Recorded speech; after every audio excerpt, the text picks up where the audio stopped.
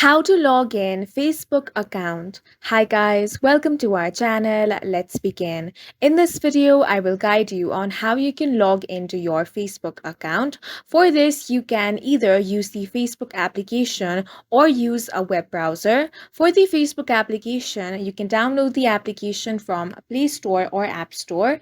If you want to use the web browser, open up your preferred web browser and head over to facebook.com. Once you are here, this will be the login portal. Now, in order to log in, you want to enter either your mobile number or email address. Once you have entered your mobile number or email address, next you want to enter the password. After you have entered the password, you want to tap on the login option. In case you have forgotten your password, go ahead and tap on the forgotten password option. Then you will have to enter your mobile number here. Then tap on the continue option. After that, you will be able to reset your password from there.